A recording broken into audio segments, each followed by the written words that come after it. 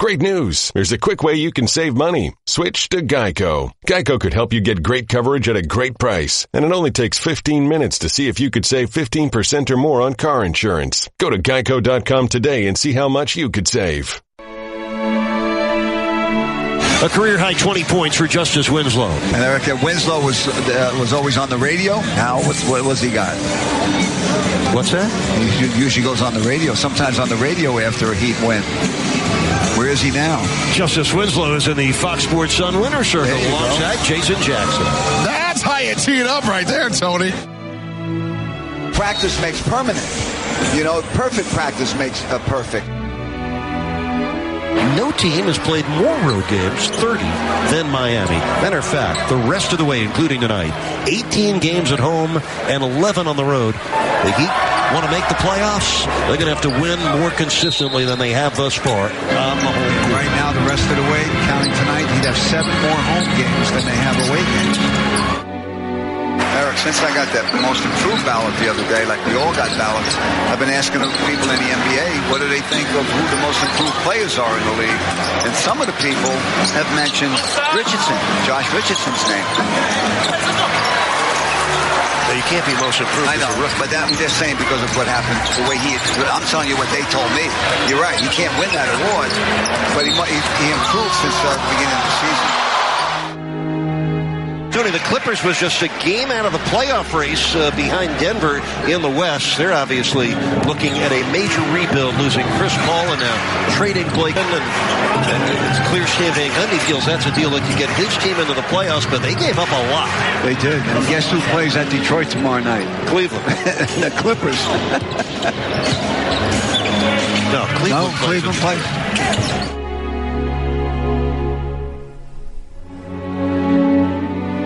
I'm going to miss him. Really? Yes. All right. Yes. I like that the local broadcast was local. That felt local. Super local.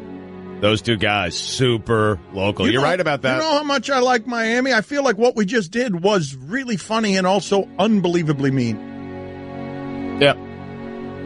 Because Tony Fiorentino, this is his last home game tonight, calling the Heat, and the playoffs like bump these guys off to the side in weird ways because everybody's got that actually has to be difficult for Eric and Tony, that they follow the whole season and that they're at all the games, but in the playoffs they're not able to be the voices for your team in the playoffs. Yeah. Well, for some games, right? Yeah, probably a couple more opportunities to see Tony, but this is his final regular season game as the color analyst. Well, let me ask you guys this, because you guys blame me. There are many people blame me for the behavior of our staff. They listen to and watch Fiorentino games more than I do. And they get more, they find Fiorentino to be more beloved and more annoying than I do, I think. So that was not a fair representation of his decades-long career down here. Would you like to hear him and Eric Reed reenact a scene from Meet the Parents? Yes, of course. Oh, please. You must have had vegetables fresher than that growing up on a farm, Coach. Dad, Coach grew up in Mount Vernon. He told me he grew up on a farm, a 13-acre farm. Kaboom! Do they have many farms in Mount Vernon? No, Dina. No, not a lot. In fact, Eric, I should clarify this. I didn't actually grow up on a farm, per se. The house we grew up on was originally erected in the early Dutch farm colonial style up in Mount Vernon. So that, plus we had a lot of pets. Which one did you milk then? Dad. Honey, he said he pumped milk. What have you ever milked? A cat. A cat? I milked a cat once. You want to hear the story? Sure. My sister had a cat. The cat birthed a litter of kittens. Must have been 8 of them. There was this one little runt, this sweet, little engine that could runt. Wanted to get up there, but couldn't really get access to the launching pad to get to the teat, Eric. The teat? Dad. I have 2 teats. Some people have 3. The national average is 2.01. Anyway, I went in and simply, just into a little saucer, and then I took the saucer and I fed it to Chalmers. That's what I named him, Chalmers. I had no idea you could milk a cat. Oh, yeah, baby. You can milk anything with nipples. I have nipples, Coach. Could you milk me? It might be, for me, the most memorable line in movie history. I have nipples, Greg. Can you milk me? Spoken by Robert De Niro. I have nipples, Greg. Again, not the most flattering representation on the last day of Tony Fiorentino's Miami Heat broadcasting regular season career. Would you like to hear Eric and Tony reenact a scene from Taken? Yes, of course. Now, keep in mind, I'm hearing this just like you guys are for the first time. I didn't know any of this was happening. You've heard this one before. Yeah, you've heard this. But are you saying We've heard this hundreds of times, have I? actually. Okay, yeah. I've heard, because that Meet the Parents thing felt new. Have I heard that before? No, yes, absolutely. No, you've heard it before. Are you saying that's the best line from any movie in movie history? That's right. Really? I'm not saying it's the best line from movie history. Most memorable? I'm saying for me, when you ask me, recite a movie line, and I don't have any time to think, the place that I would go is, I have nipples, Greg. Can you milk me? Yeah. I would go with the Taken monologue. I go with I don't know who you are. I don't know what you want. If you were looking for ransom, I can tell you I don't have any money. But what I do have are a very particular set of skills. I have between 14 and 16 different skills in my arsenal. Skills I have acquired over a very long career. Skills that make me a nightmare for people like you. If you let my daughter go now, that'll be the end of it. I will not look for you. I will not pursue you. But if you don't, I will look for you. And I will find you the way a young D. Wade found the rim. And I will kill you. Kaboom! Good luck.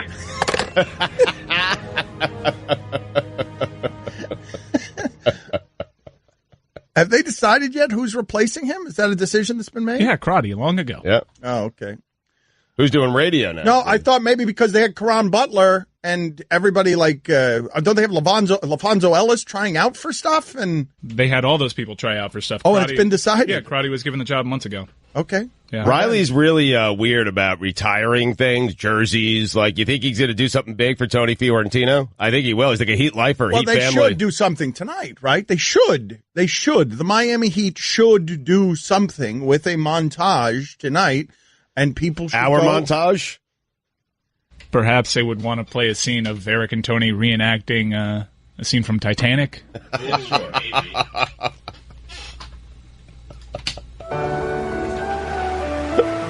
It's getting quiet, Tony. It can't be more than 6 to 8 decibels here on the water. Just a few more minutes, Eric. It'll take a while for them boats to get organized and establish a clear path to get us. I don't know about you, but I intend to write a strongly worded letter to the White Star Line about all of this. I love you, Coach. I've only loved 7 people in my life, although I've had 106 acquaintances. Kaboom! No, don't say goodbyes, Eric. Don't you give up. Don't do it. I'm so cold. The water feels like 28 degrees Fahrenheit. You're going to get out of this. You got to tap it in that direction. You're going to go on. You're going to make babies. Watch them grow up. You're going to die an old lady, Eric. Warm in her bed. Not here. Not on this night. Do you understand me, Eric? I can't feel my body, Tony. I'm colder than DeMar DeRozan. Eric, listen to me. Listen. Winning that ticket was the best thing that ever happened to me since I was over at Mount Vernon. You must do me this honor, Eric. Promise me you'll survive. That you will never give up. No matter what happens. No matter how hopeless. Promise me now. And never let go of that promise, Eric. I promise, Tony. Although, statistically, an estimated 43% of all promises are broken. Never let go, Eric. I promise I will never let go, Coach. I'll never let go until which time my fingers become so numb that the choice no longer is mine. Near, far, wherever you are, I believe that the heart does go on. Nice, beautiful.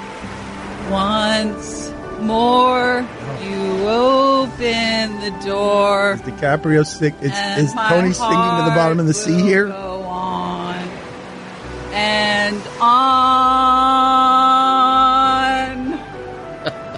That's the tribute that they should play tonight Nice, for yeah. Tony Fiorentino at the very end as he drifts to the bottom of the sea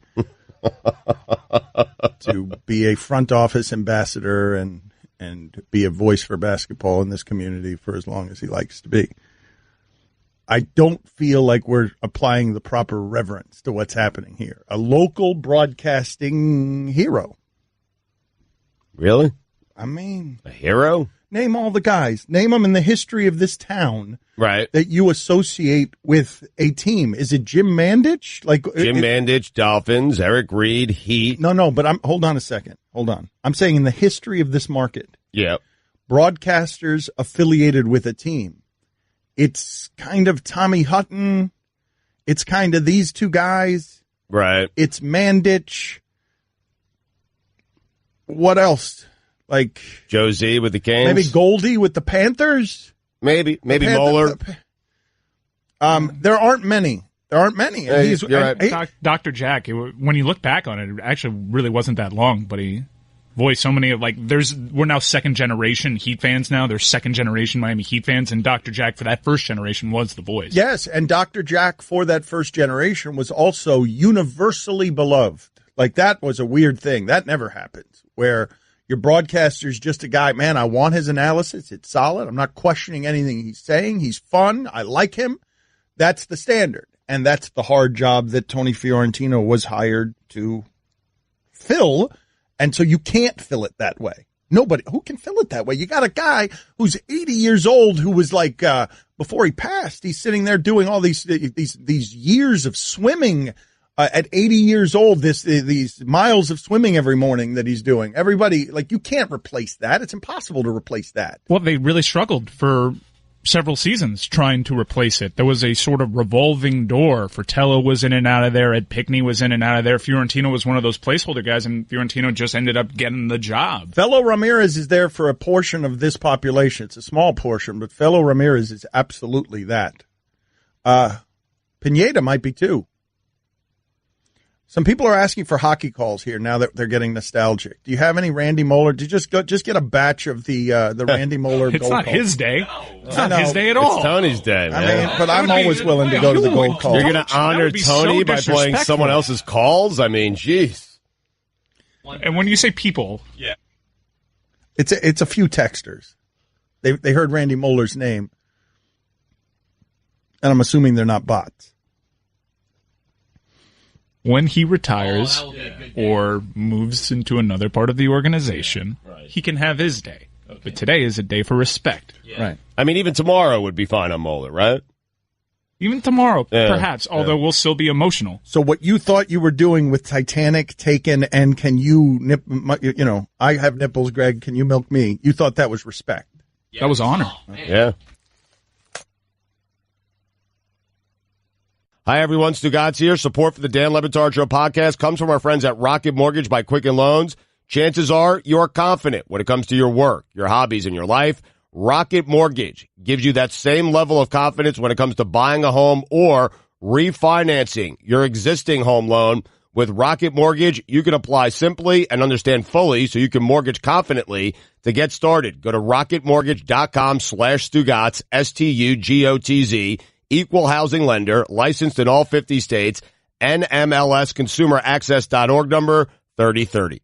Dan Le Batard. All right, we're going to see whether any of these here can crack Chuck Norris's top 10. Now, your favorite involves the Tyrannosaurus Rex. You want to do yours? Stugotz. Yeah, that Chuck Norris was chasing the Tyrannosaurus Rex. The Rex was not chasing the Jeep. This is the Dan Le Batard Show with the Stugotz on the ticket. Excited for this? TJ English wrote a book on the Cuban Mafia, and he's going to join us right now on the Orion Fuel and Downstairs Convenience Store guest line. They are truly steps beyond convenient.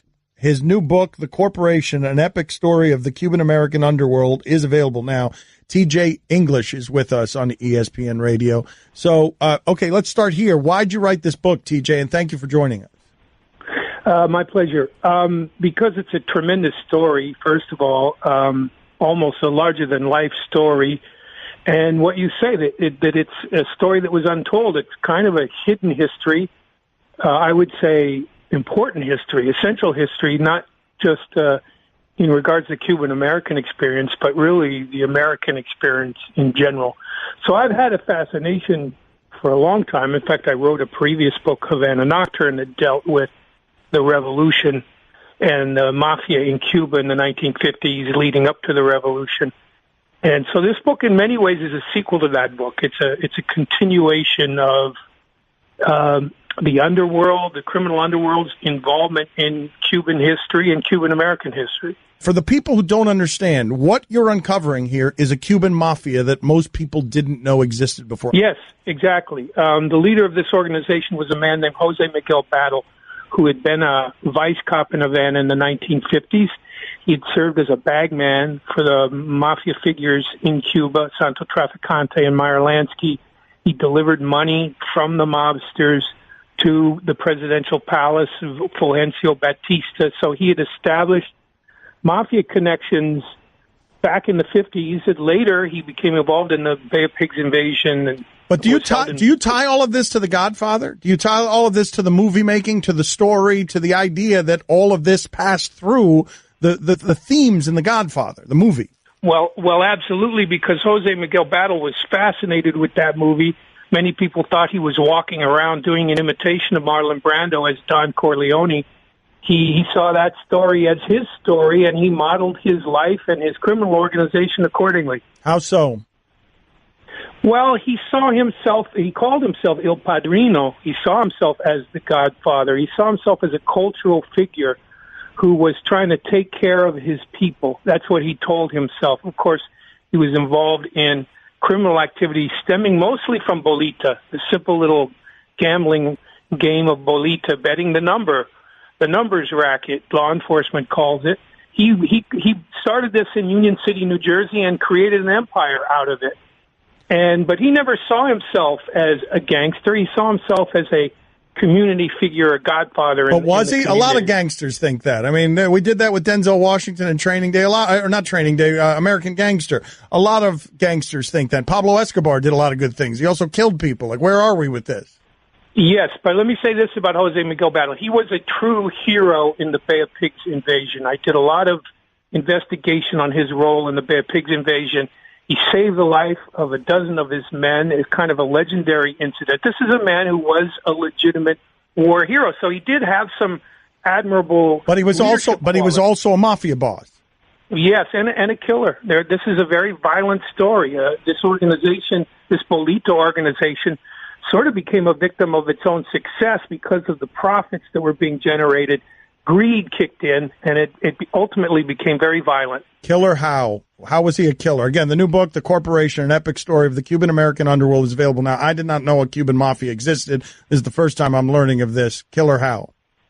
By tracking down a member of his organization who he felt had betrayed the organization, putting a gun to his head and shooting him between the eyes. That was one way that he was a killer. Also that he ordered many hits on behalf of the organization. This was true organized crime. This was not a mamby-pamby thing. The corporation was in a partnership with the Italian mafia in New York City, and it had all the mayhem and violence that you wouldn't normally associate with organized crime. How much power? Tremendous power. I would say the corporation was as powerful as any mafia family.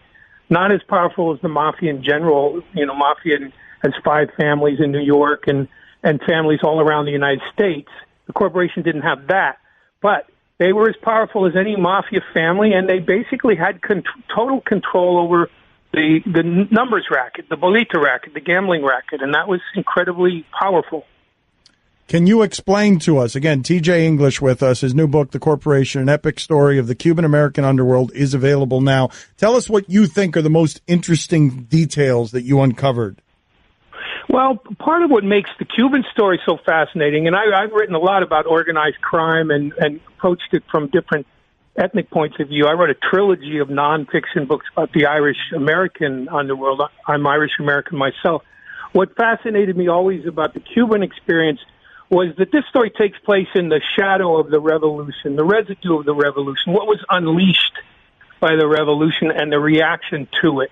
And for a certain generation of Cuban Americans, this defined their lives, defined their experience for a number of years. And Battle was one of those people. He was devoted to the overthrow of Fidel Castro and taking back Cuba. He saw that as a noble motive. He used that as kind of a self-justification in his criminal activities. But what fascinated me so much was the way that cultural story runs almost as a parallel story to this criminal underworld story. Do you look at anything here? TJ English with us on ESPN Radio. New book, The Corporation, An Epic Story of the Cuban-American Underworld. It is available now. I don't know if you're a sports fan or not, but in terms of mafias, the Cuban mafia was how good? What team or what player are they? In terms of ranking them, are they Villanova? Are they Loyola? Like wherever you want to take the sports analogy, the Cuban mafia, is it a real all-star team or is it just, a journeyman? Well, I don't want to risk slandering any particular school or organization by comparing them to the Cuban mafia, but I will say this.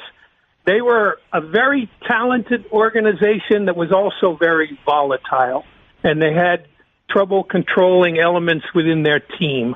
There was a team full of stars, superstars, but not a lot of cohesion, and so there was a lot of rivalries within the organization or rivalries among team members. But whenever they got their act together and worked as a team, the rest of the criminal underworld was afraid of them. The mafia feared this organization in many ways.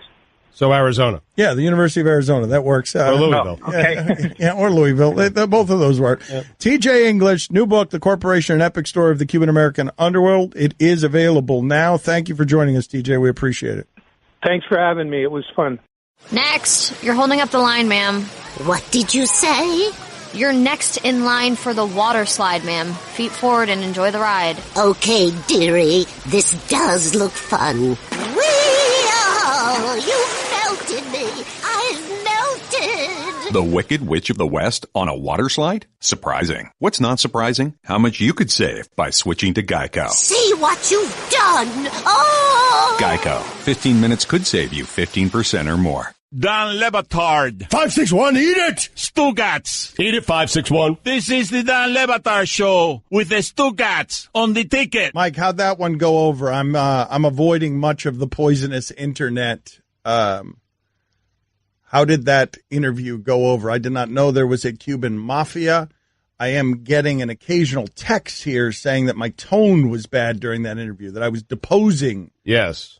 I was deposing this person. I wanted him to give us the interesting stuff on the book that he wrote. Yeah, the feedback that I got was that you were a bleep. What did I do wrong? Someone explain it to me. Go ahead. 786-456-4837. I'd like to hear the explanation. If someone's got it here, I'd like to hear it. If someone's got it on the phone, I'd like to hear it. Where was my tone bad, and how was I a bleep to him? Off the start, you were just, why'd you write this book? Yeah. It was just, it came off bad. But that text didn't summarize it well enough for you? You're going to take calls on it? Why are you deposing this poor man? That's what it felt like. Basically, call in until Dan finally gets the one compliment that he wants. No, Dan, you weren't that mean, and then we can drop it. So someone, just please, let's skip right to that. You weren't that mean. No, I thought you were fine. I'm trying to figure out, this is the thing, when we're having authors on, the job of the author is to sell the damn book. And so I'm trying to help him do that, however it is that I can help him do that, while also trying to entertain the audience, which often puts me in these straight man positions where I'm the bleep hole who's responsible for entertaining the audience. No, you're totally right, man. It was his fault you were a bleep. Yeah. You were fine, man. You were good. Don't worry about it. Heavy as the head. Don't sweat it. We know what you were doing. Did you like the interview, Mike? Did I? It was all right. I didn't know about the Cuban Mafia at all. So as, a part Cuban, I found that super interesting. I've been reading some stuff about the book, and they went to war, apparently, with the Italian Mafia, and the Cuban Mafia that I didn't even know existed was so badass that they actually won that war. And it's going to be made into a movie. DiCaprio's attached to produce it. They're talking about big actors like Benicio del Toro involved. So this book is going to be something, maybe not as the book that entertains you, but in some other form it might. But after that interview, you now feel like you know more about the Cuban Mafia? Yeah. I don't. I feel like it was what this texter is writing, a very congenial and jovial deposition. That's fair. Yeah. That's totally fair. Does it work for you? Guillermo, put it on the poll. I know you guys want me to just say Dan wasn't that mean and move on, but I'm going to stay right here for a while. Guillermo, put it on the poll. At Lebitard Show. Was it a very congenial and jovial deposition? Oh, man, I'm going to have to read that back later. Was it the one-word questions? Because I was trying to get, this is actually a bit of advice that I offer interviewers. Make your questions as short as you can and get out of the way so that the guest has something open, an open space to work in. It was just mainly you generally sounding like you didn't have time for any of his nonsense. Yeah. Really? Yeah. That's how it sounded. Yeah. Yep. Any of his nonsense? Was that how it was? Because that's how it Yeah, sounded. yeah. That's how it sounded, and that might have been how it was. Yeah. Not even sure anymore. All right, well, let's figure that out. Ask that on the poll. Did Dan sound like he didn't have any time for that author's nonsense? I didn't think that what he was doing was nonsense. I didn't know a Cuban mafia existed, and so I wanted to hear his most interesting tales about a Cuban mafia. But isn't his job? Isn't it his job to offer up whatever it is or the most important details and interesting details from the book so that the audience is entertained? Yes or no? Look, man, I'm with you. It was his fault you were mean. What more do you want? As long as we've established that. As long as we've established that the reason I was mean, if indeed I was mean, and I'm still, holding on. Which you weren't. You weren't. Not everyone, mean, all man. the feedback that we've had is just wrong. Yep. They heard the wrong thing. They're not good at listening. It's on TJ English, man. You got to come on and sell your book. Give us something interesting. There's nothing you can do there. You're fine, man. We're good. In fact, I'm going to call him and demand he apologize to you. Yes, actually, get him on the line. Get him on the line. Yeah. That's fine. Call him up. Let's see if I make it worse. Give him a call, and I'll just ask him if he thought I was mean. If that interview was weird for him, now he just some needs people to are come on writing and issue an apology to you, and then get the hell out of here. No, I'm right? good. I think it'd be funnier to talk to TJ English about his, but just call him and ask him again. He's been doing these radio tours. You'd think he'd be better at it by now because he's interviewing. I mean, I heard he was great with Joe Rogan. Maybe you should listen to that podcast. He was great with Joe Rogan. Wow. I know a lot of people that listened to that interview on Joe Rogan, and they said he was great. He wasn't great here. Well, It wasn't you. It wasn't you. But it wasn't you, I definitely. know. To everyone else, there would seem to just be one difference between the two interviews, but it's more complicated than that. You got him on a bad day, man. Yeah. Rogan got him on a good one. Did Rogan get him after this crap fest that he did with us? He just did it with us right now. That would be. Oh, be so hard. I just betrayed It's that we taped it yesterday? Or 2 days ago? Was that last week? It was that last week, yeah, It was last last week. week? It's why you made a very timely Loyola Villanova reference. Yeah. Did you guys keep that in there? Yeah, you guys are always yeah. keeping the good stuff in there, too. Yep. No one noticed. Honestly, you were just trying to get to another interview we taped after that, which is probably why your tone was bad in the first place. Right, you wanted to leave. Yeah, you just wanted to get to Rick Springfield. Well, hold on a second. Oh, that was tape 2. Okay, well, in the spirit in the spirit of honesty and transparency, Aqua? Mike Ryan realized in the middle of that interview that I might not have had time for that author's nonsense because Mike, as soon as it was over, instead of saying that was good, that was bad, he just said, that'll only be on the podcast. And next thing I know, at 9:15, I'm being kicked out of here so we can run a tape of something that the Miami audience might want that evidently you guys had already decided wasn't very good.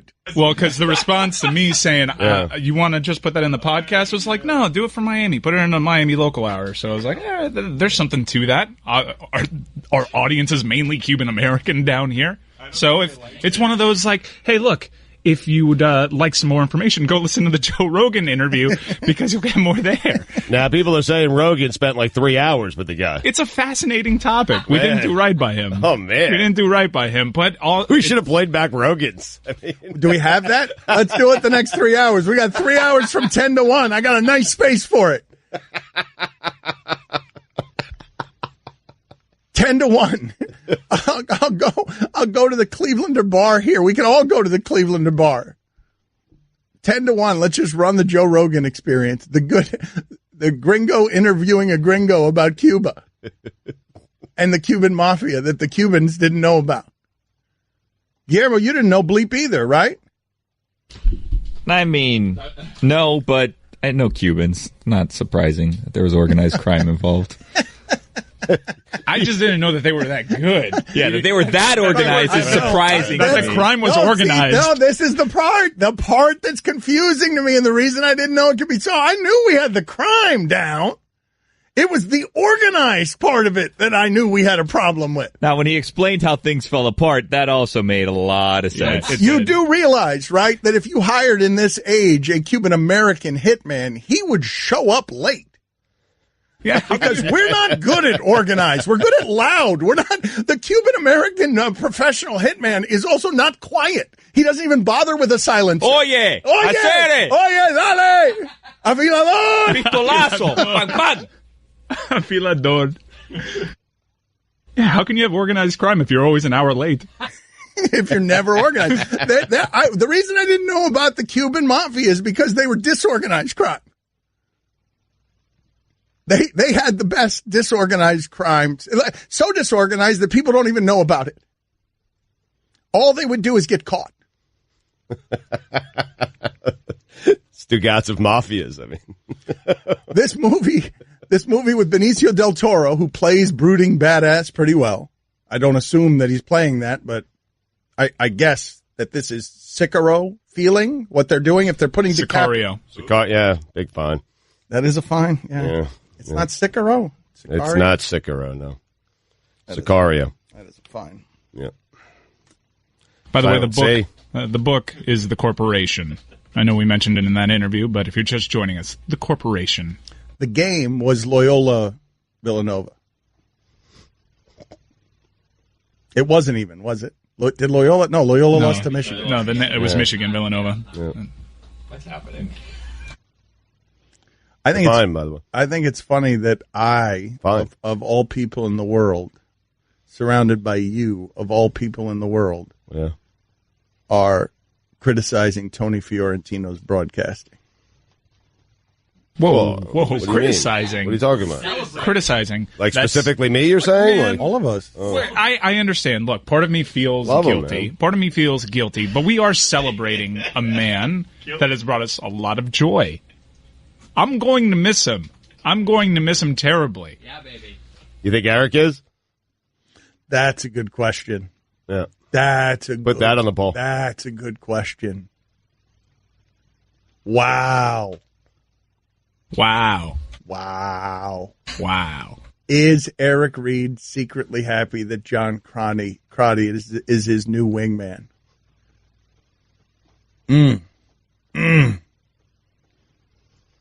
You could play that montage again if you're wondering, because I'm sure they're very good friends. I don't dispute that. I don't dispute that they get along. What? Not so certain about that, man. I mean, listen, when Tony makes a mistake, Eric takes him to task, and Not really. He just moves on awkwardly. You have no clue what the relationship is. Zero. Listen, I'm playing pop psychologist here, this is how I feel. I'm not certain they're great friends. I think there might be. Listen, this whole thing started because we sensed a couple of years ago that maybe there was a fracture in their relationship. I think they're friends the same way you and I are friends, which is we're friends, but we always get on each other's nerves. And my guess is that after 15 years, if all of a sudden they said to you, hey, look, you can have the same success. We're going to get rid of Dan. It's going to all be the same, but you're going to be working with Golick and his dad. And you could do it from right here, that seat, or better yet, Parkland, Florida. Oh. You're gone. I am.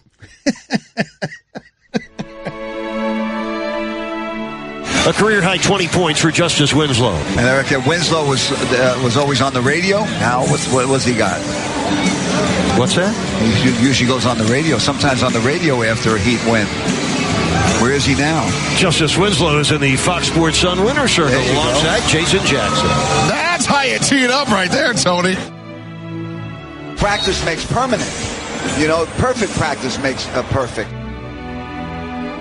No team has played more road games, 30, than Miami. Matter of fact, the rest of the way, including tonight, 18 games at home and 11 on the road. The Heat want to make the playoffs. They're going to have to win more consistently than they have thus far on the home court. Right now, the rest of the way, counting tonight, he'd have 7 more home games than they have away games.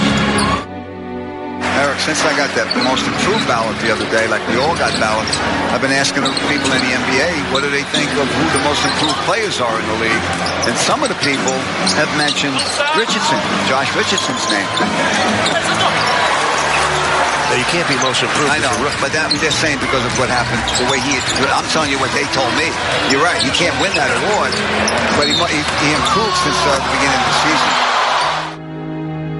Tony, the Clippers was just a game out of the playoff race behind Denver in the West. They're obviously looking at a major rebuild, losing Chris Paul and now trading Blake Griffin. And it's clear Stan Van Gundy feels that's a deal that could get his team into the playoffs, but they gave up a lot. They did. And guess who plays at Detroit tomorrow night? Cleveland. The Clippers. No, Cleveland plays. Texter writes in here, that last one's strong. Texter writes in here, don't they buy suits together?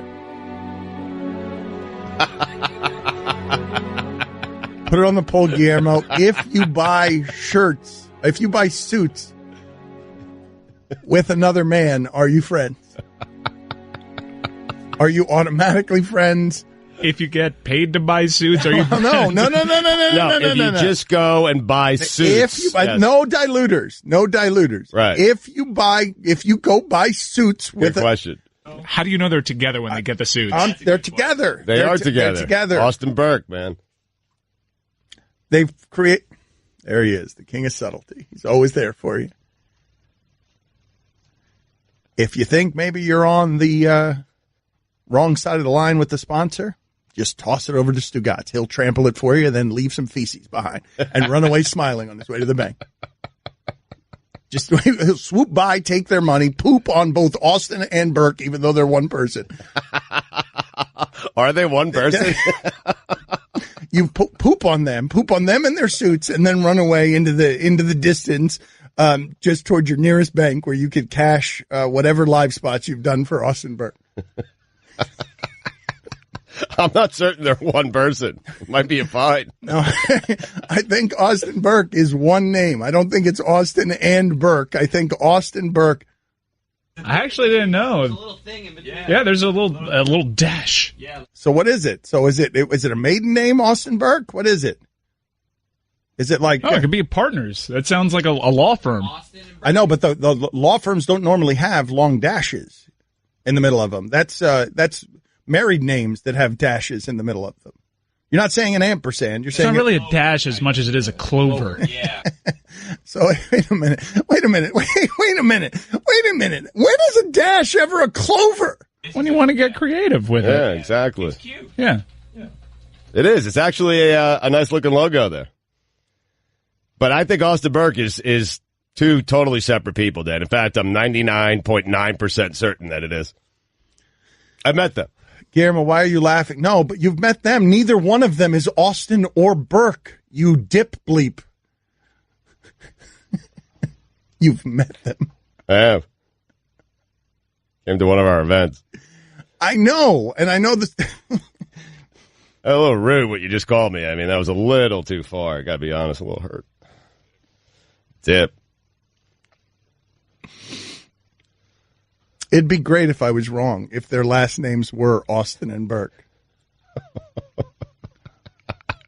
I'm on it. Allison, do you know the names of the suit guys? Austin Burke was one real person, and he is no longer with us. Thank you. I know both of them, says Stugotz. Rest in peace. How great. Who'd I meet? He not only keep them both alive, but he also had them as two people and kept them both alive. Thank you, Chris. That's why I called you a dip bleep, and that's why it's not mean. Fair. Paul Smith is the owner now. I met him. How about Stugotz? I've met both of them. That's just how... Well, that lie unraveled real quick. Yeah, it did. Yeah. We should be talking Heat basketball, man. Are you happy with what's happened here? What do you want tonight, Mike? I want to watch basketball. I don't want the 8 seed. I don't want the 8 seed. I've decided I don't want the 8 seed because it's just the optics of it. I don't want it. Well, you also don't want Toronto. Toronto's probably the team, if I'm making a mathematical argument about it, that would be You're gone in 4 or 5 if you're playing Toronto. Probably, even though I believe in some of the mental stuff there. But that's the hardest series, I think. So I want to avoid the hardest series. Who would you rather have? How about this? If you believe some of the mental stuff, how about this? Put this on the poll, Guillermo. Who would you rather have? Frail, broken, DeRozan, and Lowry, or Goran and Richardson, or however it is you want to do the math on that. Which one do you want to do, Mike? Which 2 Heat guys do you want? James Johnson and Goran, Whiteside and Goran? I think it'd be Whiteside and Goran. You're going to take the frail guys, aren't you? Aren't you taking Lowry? 100%, yes, of course. you know this is D Wade's team now, right?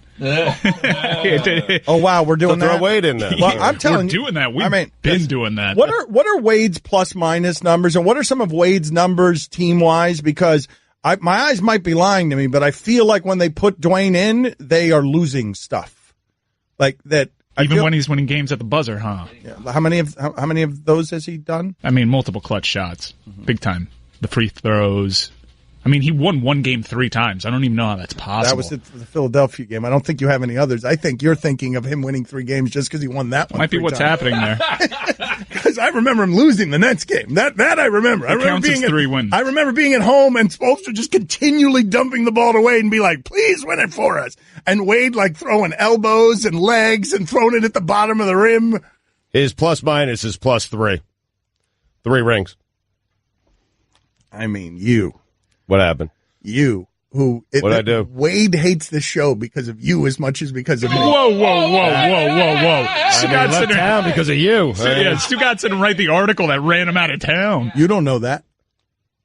It's going to be a big surprise to you guys that Stugotz does my bidding. How else can I tolerate him?